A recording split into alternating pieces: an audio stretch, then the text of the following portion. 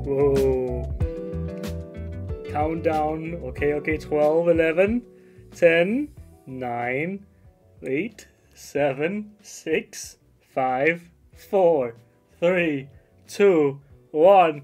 And action for the quiz time. Hello everybody, how's it going? Welcome to Hobbii Quiz Time. I'll be your quiz master today. I am Matt, I am Matthias. I am here to quiz you all and make sure that you guys will learn something today. Maybe you will show that you have something to teach us, the rest of us. Cheers. How's it going everybody? How's it going? Hello Shiloh, hello Brandy, hello MBD, hello Sherby, Kim, Nicole, Karen, Mary, we have Deborah, we have Lily, Samantha, we have Shayla, we have Dora, we have Jillian, we have Kitty, we have Jenny, let's go, we have Jennifer, so on and so forth. Good morning, good day, good afternoon, whatever else, good evening to those who might be playing from wherever. Hello to everybody, how's it going? Megan as well, Artemis, and Marisa. Queen's Curls, we have Mary, we have Shayla again, Lucy, we have Ashley, we have Jenny. How's it going everybody? Welcome to Hobbii Quiz Time. We will be quizzing you today and I will tell you how it works real quick. We have 3 different quizzes of 5 questions each. So, the way that this works, we find one winner for each of those quizzes that wins a $25 gift card for the Hobbii store, basically. So you can use that $25 gift card to buy yourself some yarn, accessory, whatever it might be.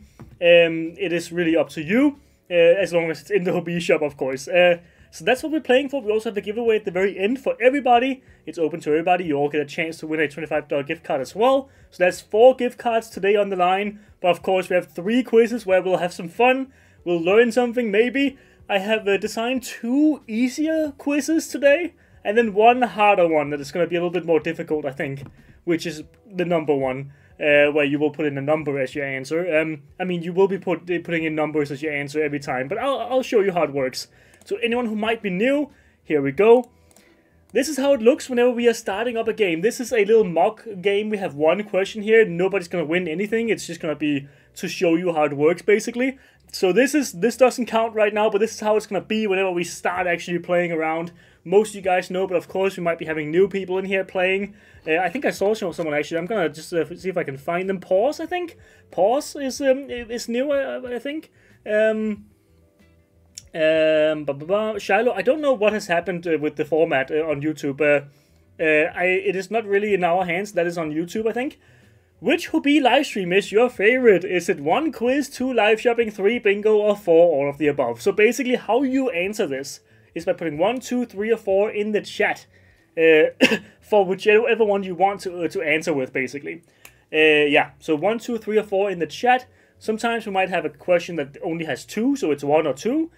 Sometimes it might be like, you know, as I said earlier, you put a big number into it, like 172, you know, because we have a certain quiz where you can put in any number. Here we only have these 4 answers. So,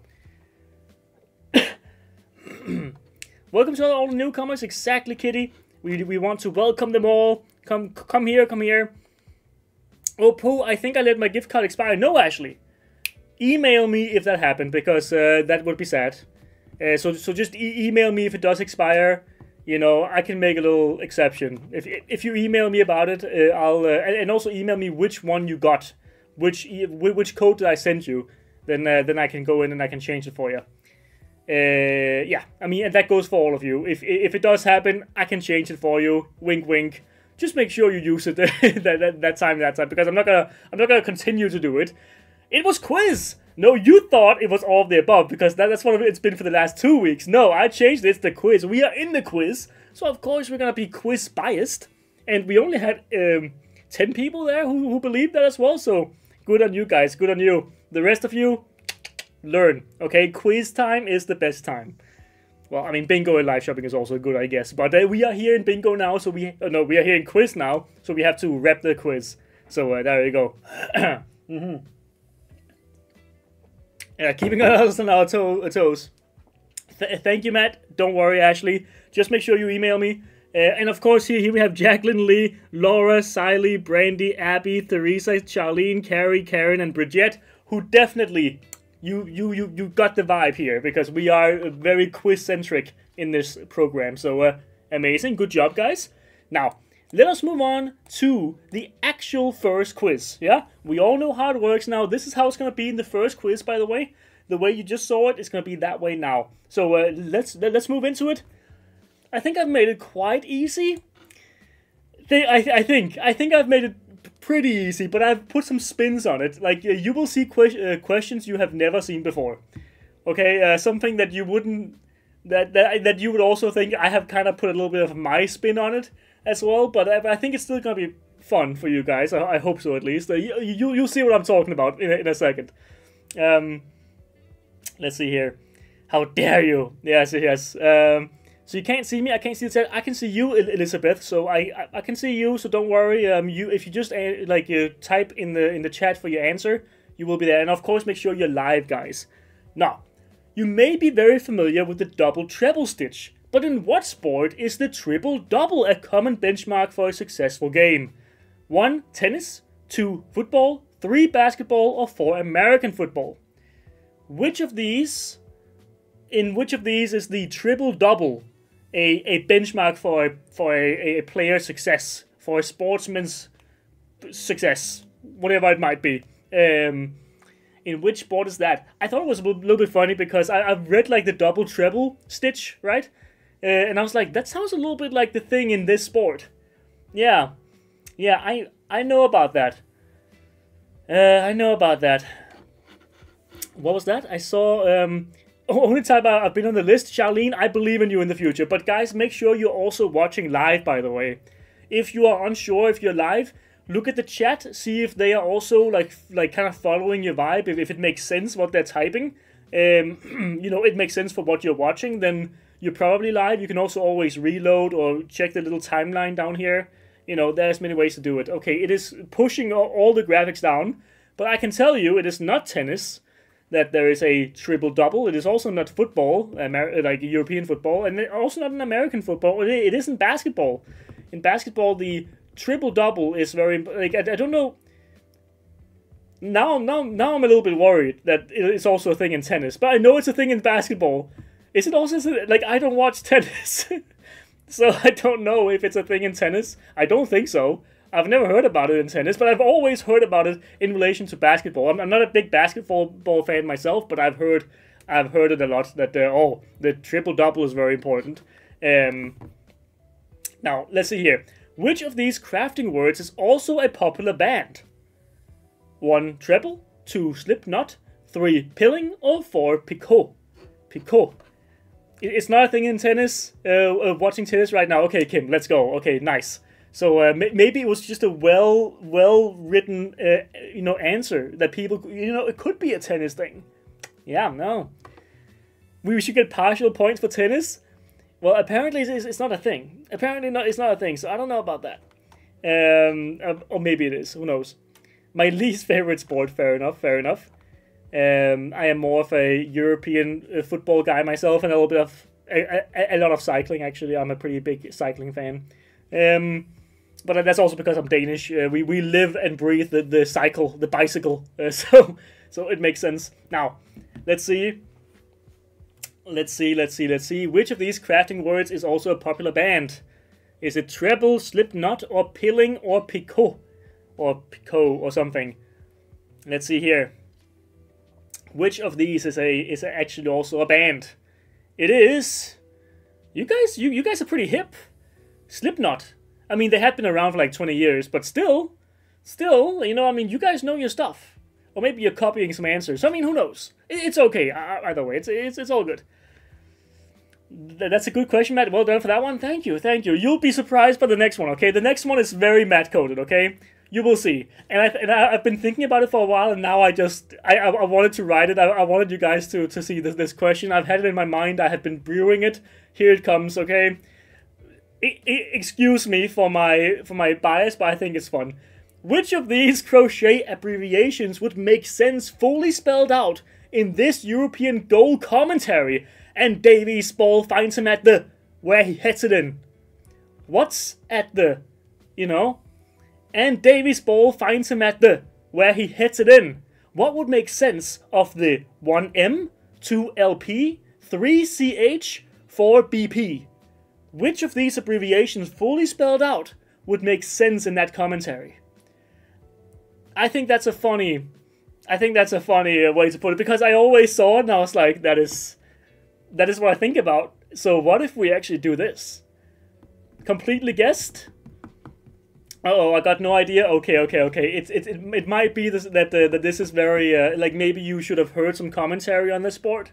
I mean, it's the biggest sport in the world, so I felt like it was maybe fair enough to bring it in. But I mean, some of them are gonna make more sense than others. Like, what does this and that make sense? You know what I mean? So maybe you will be like, oh, that doesn't make any sense to put in there. What else? I mean, maybe you also don't know the abbreviation, but last week you guys knew all the abbreviations, so I just assume that you guys do. Okay, I'm sorry. Because it was way too easy last week. No, it is. Okay, you can't even see the right answer. It is back post. It is back post. And Davies' ball finds him at the back post where he hits it in. You know, taking a corner or something, you know what I mean? Like a free kick, and the ball goes all the way over the defense and hits him at the back post. Over at the goal. So the back post. Every single time I've read BP and read like back post, I'm like, that would be a fun answer or a fun question. And I had to do it to him. And a lot of you guys also got it, actually. A lot of you guys got it. I actually forgot what CH stands for, but it doesn't make any sense, at least in that commentary. Which hormones numbers are generally decreased by crafting? Decreased. Is it 1 testosterone, 2 serotonin, 3 dopamine, or 4 cortisol? Which of these hormones? Which of these hormones? It makes sense. Thank you, Denise. Thank you. I played soccer for years. I should know that. I thought I knew abbreviations well, but don't know 2 of them. Oh, Ellen. Okay. I took them from the same list that I quizzed you guys on last week. So I'm a little bit like curious if you don't know, because I felt like they seem pretty standard, but maybe I mean. I'm also a massive World of Warcraft nerd, and there are so many things I don't know about World of Warcraft still, even though I played it for like 20 years. So, you know, you can be very into something, but like keep to your niche, you know what I mean? And you really know something about your niche, but like beyond that, you don't really know much. That could be the case here. Like maybe you haven't worked with like stuff that has that abbreviation in it, I suppose. Oops, I read increase instead of decreased. Oh no, Kylie. Oh no.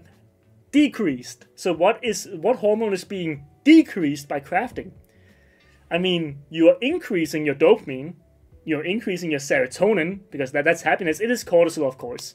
And testosterone, I mean, I don't think that's how that works as well. That would be quite weird. But cortisol, of course, the stress hormone, the main stress hormone, of course, gets decreased by crafting. I know sometimes we all have our hobbies where we start getting a little bit annoyed, you know, that something isn't going our way, and that we might be thinking that that's stressing us out, maybe a little bit, but generally speaking, the cortisol is going down if you're crafting. Let's see here. I missed it last week. Okay, Ellen, fair enough. I knew it after you said it. My brain didn't want to compute it. Okay, fair. Let's see here. The Australian charity Wrap with Love makes crocheted items for people all over the globe affected by war. What do they make? What do they make is the question. I guess I didn't type that correctly. What do they make? Is it towels, shawls, scarves, or blankets? What do they make? Wrap with Love. And it's just a sweet thing. Like, I was just researching like the different crochet and knitting and crafting things, and I you know, saw this, and I was like, you know what, that sounds like a good thing. Sounds like also a pretty widely known thing, and maybe also you would know something from the name itself. You know, I don't know. I feel like it's a cute question to bring up because it's a very nice cause. You know, why would it not be? Scarves is spelled wrong too, I think. Oh yeah, I should put a V there. I think, yeah, true. I'm sorry. Okay, I'm sorry. You know what I'm talking about. It's a scarves. Actually, my autocorrect didn't correct it, which is a little bit weird. Maybe it is correct in some ways. I don't know. I think I just trusted the autocorrect, honestly. Like, I was also looking at it when I wrote it, like, that seems wrong, but it doesn't say it's wrong, so it is blankets. I mean, it makes sense. Wrap with love. You know, I think it's especially to areas where they might be affected by cold. Yeah, I mean, that makes sense, right? But yeah, I mean, that could be many places really, because it can get very cold at night, many different places. So a nice charity there, and I saw that they had done for like, I think it was over 30 years of different conflicts and whatever else in Africa, Asia, anywhere, like also Europe, I think. Many places, very lovely thing. Danny with 5 out of 5. Also Naomi and Sonia, all 5 out of 5 on the podium. Good job to all you guys, but only one can win the gift card, and that's Danny. Danny, congrats to you. You have won a lovely... Okay, I need to see if I can find my script. Where is my script? There it is. I have found it. Danny, you have won a lovely gift card. You email me, Danny. You email me at this email, and you can redeem your coupon code. And of course, to you guys who have a coupon code or have one before, but it is no longer viable, you can of course as well email me on here, and I will take care of it. So there you go, Danny. Congrats to you, and I will now be starting our next game, which is a numbers only game. So make sure you don't put any other numbers in than whatever is your answer, okay? Right now. The first thing you type in will be counted as your answer. The closest you get to the answer, the more points you get. So you don't have to hit directly on to have the most points. The more directly on you are, and also the quicker you are, the more points you get. Because we also, like, that's a way to, like, I guess, combat cheating. If you spend some time Googling, then you lose points, you know what I mean? How many basic stitches are there roughly in crochet? I looked at many lists, many searches, many different pages, and I came upon one answer. There were a couple that had a different answer. I chose the answer that I saw the most. Sorry if it is not like completely. It seems like there's a little bit of like, it's a little bit you know, discussed how many there are. But I found the answer that most had, and I took that one. And then I was like, okay, well, the other answer is this, and the other answer is that. I'll take the one in the middle, which also had the most hits. So there you go.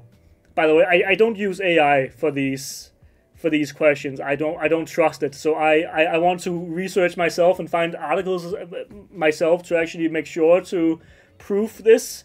But sometimes, I mean, you know, there's many conflicting evidence. You know, that's how it is. 6. I found that there was 6 basic stitches that were roughly listed every single time. There was one that said 5. And a couple that said 7, and I was like, you know what, I'll take 6 then, because that's what I saw the most. Most people also did say, what did most people say? I think between 5 and 6 or something. So that makes sense. So there you go. 6 is what I at least saw on most sites. And the stitches are, by the way, sorry. Where are they? Chain, single crochet, slip stitch, double crochet, half double crochet, and triple crochet are the 6 stitches that they you know, listed. If I saw a band of sheep on the farm, how many sheep would I roughly be referring to? A band of sheep.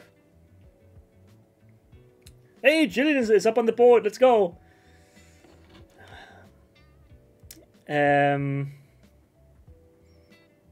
The word basic could be relative. It could be relative. It is very relative, but it's hard to make these number quizzes, especially because the numbers are like, it's hard to find one number that is the right answer, you know what I mean? So, yeah, the number quiz is a little bit difficult to find and to make sometimes. But the good thing is that the closer you get to the answer, the more points you also get. So if you type 5 before, you probably got like a good amount of points as well. So you're probably not going to be out of the game or anything like that. So there you go. Yeah, I didn't count chain as a stitch either. Okay, fair enough. Apparently these sites did. I don't know. I'm not a crocheter or knitter, so I wouldn't know. But if I saw a band of sheep on the farm, how many would I be seeing? 1,000. 1,000 sheep is a band of sheep. This is also just information that I found by Googling and whatever else. I think it was mainly on Wikipedia, actually. Guys, the rest of this quiz is gonna be sheep-based, okay? I was in my sheep bag for this quiz here. We have another quiz, by the way, for those who came in late. We have one more quiz coming after this one where we start from the bottom, from the beginning. So don't worry about that. We will get back to it. Now, let's get to our third question of this one. Let's see. I was way off. The domestication of sheep happened roughly around what year BC? Hint. We have to go far back. We have to go far back, okay?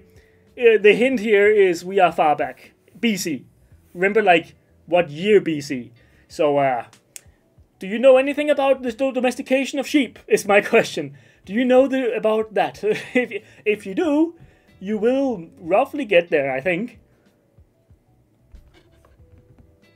Holy sheep. Yeah, we're gonna learn something about sheep here. Let's see here. Too bad my husband isn't here. His university's joke motto is, where men are, men and sheep deadbolt the door. What does it mean to deadbolt the door? Can you like, what does that mean? Are they crashing into the door or something? Like what is happening? Yeah, I don't know. I don't know what that is supposed to mean, but we have to go far back here. Far back in time. Professor of sheep production and reproduction. It's a type of lock. I see. The locking the door. Extra strong lock. A deadbolt. Aha.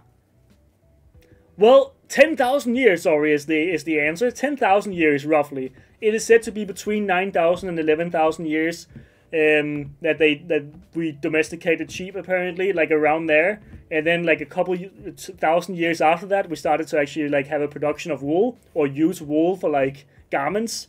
Yeah. So it was around 10,000 BC, which is then, I guess, 12,000 years ago. Around there, at least. So yeah, there we go. And another spectacular fail. Oh no. Now, let's see. We have one more question here. We have two, actually. How many breeds of sheep, or of living existing breeds of sheep, were identified by the FAO, in 2006? So this is numbers in 2006. I couldn't find anything like earlier, or like, I mean, around this time at least, not with my search. But how many living existing breeds of sheep were identified by the FAO in 2006? How many breeds of sheep are there out there? And by the way, they also said that the identification process of different breeds is basically, I mean, it's a little bit like with dogs, I think, where if they have, like, if there's a group that has an identifiably different mark, or like visual whatever else, you know, difference to other breeds around them, you know, then they would count that as a breed. So I'm not a sheep doctor, you know, maybe we need to ask the chat here, I don't know, but this is the amount of sheep that they at least identified, the breeds that they identified back in 2006. It's a lot of breeds. It is about 1,229 breeds. That's how many they identified, at least. And then, I mean, who knows how many there are now? It seems like it actually were going down, because they had actually more in 1996. So it seems to maybe be going down. We have less breeds and maybe more of one breed. So maybe we have more of, like, the merino sheep, you know, because it's so popular. So the other breeds are not as popular and they're kind of dying out. Who knows? I don't know how that works. But they have, but I can also promise you that, like, the breed merino, I think there's multiple breeds within the merino sheep family, you know what I mean? So there's so many different breeds within that family. The merino sheep is a large group. What is the average visual field, the range of sight from 0 to 360 degrees of merino sheep? This is the average for the merino sheep. The average visual field, the range of sight from 0 to 360 degrees of merino sheep. Yeah, this is the average that I took, that they also wrote themselves. Where I found the information, I suppose. This is, yeah. And I have a little fun fact, I suppose. I mean, it's pretty obvious what the fact would be, but I'm gonna compare theirs to ours, I suppose. I had no idea there are so many different breeds. There are apparently, Jillian, but there are also probably like a few breeds that like dominate the population, probably, right? and then there's a bunch of like little pockets of breeds all over the world, I assume. and by the way, the FAO is the United Nations. Like they have like it is a part of the United Nations, so they oversee a bunch of stuff. Now, let's see here. Let's see it. We have 270-degree vision from these sheep. They can go further than that, but it depends on how much wool they have blocking their eyes. Basically, there are some breeds. I think it was Welsh sheep. They have up to like 360. No, 316. Sorry. Humans have 180 degrees. We can see 180 degrees. That's what we can see. Sheep, they can see all the way down to 270. So they can see this way, but we have more depth of field, I think. We have a little bit more, like, you know, because we also, I think we have the eyes of predators, I think. I mean, we have the eyes of, like, you know, hunters, where sheep need to be able to see around them. Now, we have a winner. It is Cecilia, or Cecily, I don't know, Janot. Congrats to you, Cecilia, which is the Danish way to pronounce it, sorry. Cecily. I don't know how to say it, I'm sorry. Let me see again. What was the last name? Janot. You have won $25 for the, or equivalent in your currency, of course, if you're from Canada or anywhere else, really. It's $25 or equivalent in your currency. Email here at live@hobbii.com and you can find a little gift card in your inbox very, very soon. There are now 2 of me, but no longer. Not for long. We are going into our true or false quiz. We have 2 different 50-50 basically. We have 2 different answers here. You have to tell me if the statement that I have put up here is true or false. I have to change this a little bit because you can see a little bit of the camera above. But you have to tell me if the statement that I am putting up here is true or false. So read it carefully. And then we will figure out. Like Cecilia. Okay. Cecilia, congrats to you. Congrats. Now, true or false? The special hook used for Tunisian is what I meant to write. It's a typo. Tunisian crochet is called a Tunisian hook. Is it called a Tunisian hook?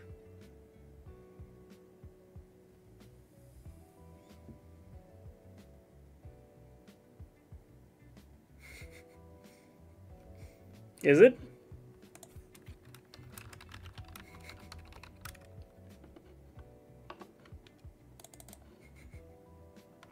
Maybe?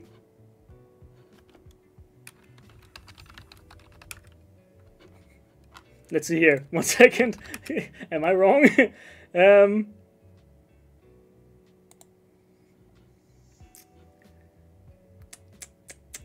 Maybe I am. Maybe I'm not. Oh boy, clueless. I am wondering, because I see a lot of people saying yes, true to this. But it is not true. It is not true. From what I have seen, it's called the Afghan hook.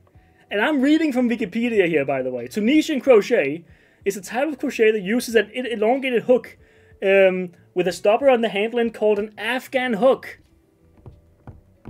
And that Tunisian crochet has nothing to do with crochet.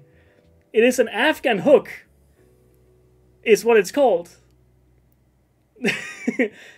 I've never heard of an Afghan hook. I have heard of a Tunisian hook.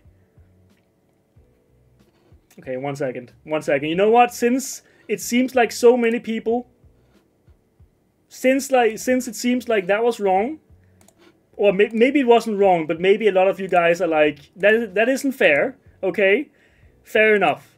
I'll remove that one. This is what I found though. I tried to search for like Tunisian hook, didn't find it. I just saw Afghan hook. Like that's apparently what you call it. I don't know, man. I don't know. I am a little bit worried now, though. I'm a little bit worried that it isn't true. Maybe my my googling failed me there for a second. But you know what? I don't want to risk it. I don't want to risk the biscuit. I want to make sure that we have the most fair and honest quiz time here, and making sure that if you are right, you are right. Okay. So there's gonna be nothing there so the winner will have no form of cheating. But I got on right, Ryan. It is what it is. Pretty sure. I mean, you do sell Tunisian hooks, but they apparently aren't even called Tunisian hooks. I think, if I had to guess, they must have made it easier to understand by calling it Tunisian hooks. But it is actually called Afghan hooks, because Tunisian crochet apparently has nothing to do with Tunisia, really, other than maybe it was whatever. We are going into the fall quiz, the 4-question quiz here. So we will go from here. True or false? During World War II, the catchphrase "knit or not, make a sock" was used in graphics in American papers to support their soldiers in, at the time, ice-cold Europe. Is it the truth, or is it a falsehood? One or two. It's called both? Fair. It might be regional, it might be. You are correct, it's called an Afghan hook. Well, you know, I'm not gonna, it does seem a little bit sus that basically all the hooks are called Tunisian hooks, like that are used for Tunisian crochet, when they're actually called Afghan hooks. So then you could argue that they are also just called Tunisian hooks, you know what I mean? Yeah, so fair enough. I'm not gonna go against that one. But here we go. Let's see if this is a truth or a falsehood. What do you think? Knit or not, make a sock. Knit or not, make a sock. In World War II, graphics in American papers. It is not the truth. I made that up, so I know for sure that isn't the truth. I made it up. Knit or not, make a sock. Completely Matt-made. I did not. Actually, there was something made for World War I called "Our Boys Need Socks, Knit Your Bit." That was actually a thing, but it was not in World War II, and it was also not that catchphrase. It was not "knit or not, make a sock." That is made by me, but you guys can use it if you want. If you ever make any event, you can. You have my permission. Matt made. So there you go. True or false? Pencil grip is the officially recognized crochet grip technique. One or two. Knit your bit is also pretty cool. But I honestly, I'm not even being biased here. I think knit or not, make a sock is better than knit your bit. That's just me being biased. Let's see.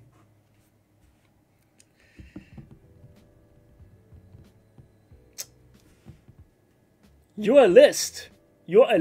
I'm a list. You're a list, or what? True, Jenny, is true. A little bit. Your slogan's better. Thank you, JD. I appreciate that. You know, I had to put some imagination into it, and I was like, you know what? That kind of flows. Honestly, that kind of flows.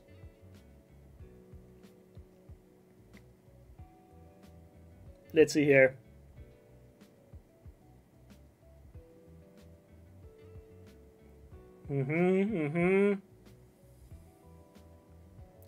So is the pencil grip the officially recognized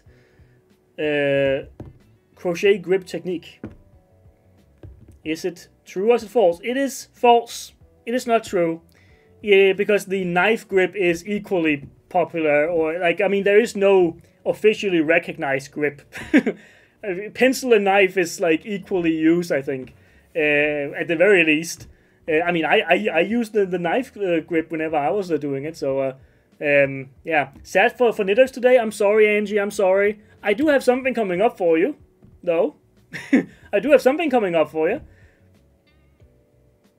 Let's see here. True or false? Mega knitting is a recently coined term describing knitting with needles.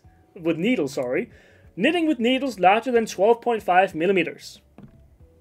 Mega knitting is a recently coined term. Mega knitting.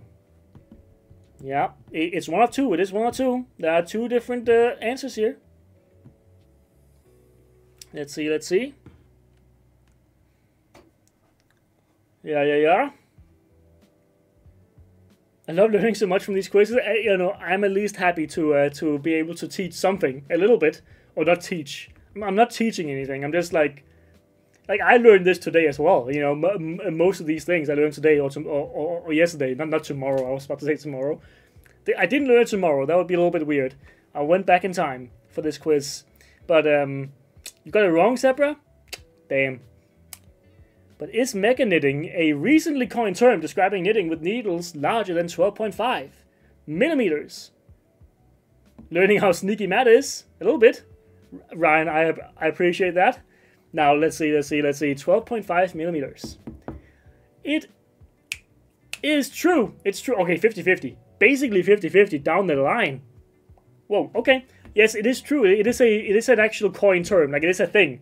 So it's not just something I just made up. It is actually like a thing. I found it on Wikipedia, and if it's on Wikipedia, it's probably pretty, you know, official. It is coined. It is a thing. I was on many different Wikipedia pages today, and then I searched for those facts in other places, by the way. But it's a great place. It's a great hub for like information that you can then branch out of. True or false? The garter stitch would be the first stitch most beginner knitters would learn. Is it true or is it false? True or false?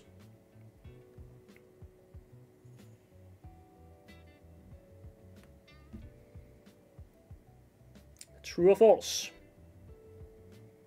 You're sharing knowledge. That's teaching. You know, cycling tomorrow, Cynthia. We have the Angliru in the Vuelta. So yeah, we have the Angliru, a mountain that is said to be probably the second hardest mountain in all of professional cycling. So we will see how that goes. I am, of course, rooting for the Dane, who is right now leading the race. So we will see how that goes. Matt, meet me outside. Shit. Okay. So proud of myself so far. I got all wrong. Fair enough. I will say, this is for the people who knit out there. Tell me if I'm right or wrong. This is something that I didn't see written. I just assumed, because I searched for what is the most basic stitch. And it was the purl. And I think just the other one, the opposite of purl stitch. Those are the most basic ones that you use for everything. The garter stitch is not it. Right? Right? I'm pretty sure that that's like, it was like, I saw on multiple lists that that's not the first one you learn. That is not the first one you learn. What is garter stitch? I don't know. Yeah. Listen, it was on a list of like basic stitches for knitting, but it wasn't the first one on it. Like, it said that the most basic one is purl and whatever else it was. You learned it first? Garter is just knit stitch?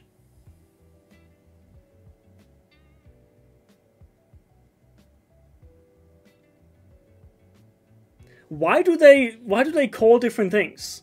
Different things. Anyway, we have a winner. Who is that? Dora's Crafty Loop with 4 out of 4. And Artemis as well 4 out of 4. Cecilia 4 out of 4. Many people got 4 out of 4 here, and also Sid. Dora, you have won. Congratulations. Listen, this is the woes of being someone who don't knit or crochet. I don't know if it's true or not. I don't know if it's true or not that that garter stitch is just the other stitch. Why would it be labeled as why would it not have the same name? Why would you have the same stitch be named different things? Because the main thing that I saw was knit and purl stitches were the main ones. And then under that, they had a list of, like, you know, different stitches. And then there was, like, garter stitch, like, pretty much in the middle of those. And I was like, okay, I'll pick that one. But email me here. And then I was like, I mean, that's gotta be safe, right? That's gotta be safe. I mean, garter stitch, it doesn't seem like it might be like a beginning stitch, but it's not the beginning stitch. And then you tell me that it's actually like the same thing as the beginning stitch. But why is it that? You know what? Free giveaway to everybody. Hop in, type #HobbiiQuiz in the chat. Here we go. It's the alternation of the knit and purl stitches. Garter is knit on both sides, the most basic. Hold up. When you learn the knit stitch, which creates the garter. So the knit stitch is technically first, and then it creates the garter stitch. So the knit stitch is first. Most learn the knit stitch before the purl stitch. So the garter is the knit stitch. How unlucky can I be? How unlucky can I be that I look at a list of a bunch of different stitches and I'm like, okay, I have to pick one that is gonna be like the one that is definitely not the beginning stitch, right? Like that's not the first stitch you learn. That's unlucky. That's unlucky. Knit is the stitch. Garter is the stitch pattern when all you do is stitch. Okay. Okay. Okay. Interesting. No purling in garter stitch. You got it, man. Okay. Okay, if you knit every toe, it will be a garter stitch. So basically, the knit stitch creates the garter stitch. But then, I guess, then the knit stitch is the first, technically speaking. But you're learning to make the garter stitch at the same time as you're making the knit stitch. So you're basically doing two stitches at once, but the knit stitch starts like less, and then when it becomes more, it becomes the garter stitch. I'm confused. Hashtag Hobbii quiz in the chat right now. You knit the knit stitch, and when you knit the knit stitch twice, you knit the garter. Okay. Okay. Well, there you go. Get Gia to look through your questions before you answer them. I can't. She has other things to do, and also she's been sick this week. So you know, hearts in chat for Gia. But so I couldn't even have done that. Like so sometimes I make Louisa look through them, but not today. She could have saved me today for sure. Although she's mainly a crocheter, so I assume she would know about knit to a certain degree. Okay, now he's got me confused. I'm confused as well. You seem to have it. Well, we have a winner as well. It's D. Whitfield. Guys, a round of applause for D. I mean, you didn't have to answer anything correctly, D, but you did stand out in a field of almost 200 other quizzers like yourself. Guys, it's been lovely. And D, of course, also redeem your coupon by emailing me here. And you will receive a coupon code that will be $25 or equivalent in your currency worth. It's been lovely. It's been great being here with you today, and I will stay away from stitches for a while. Okay, I am like a snitch, and I get stitches, and I should. Don't let semantics ruin it. I don't even know anymore. Am I doing the semantics, or are you doing the semantics, or is the knitting like it's just the knitting words terms doing the semantics? Like what is going on? What the hell? Have a great day, guys. It's been lovely. Hope you had a good week with us here at Hobbii. I am not gonna be here next week because I am taking a little bit of a break before I'm gonna run my half marathon in Copenhagen, which is gonna be fun. So I won't see you next week, and that is gonna be just you and Louisa basically. And then of course I think also Regina will be your bingo host on Monday, and then Louisa will probably do your quiz time on next Thursday. So see you not in bingo, but the Hobbii will see you in bingo, live shopping, and quiz time next week on Monday, Tuesday, and Thursday, same time as this one started. It's been lovely, guys. I'll see you in 2 weeks, or a little bit less when it comes to in 10 days. I'll see you guys. Okay, bye bye. Ciao ciao. Woo!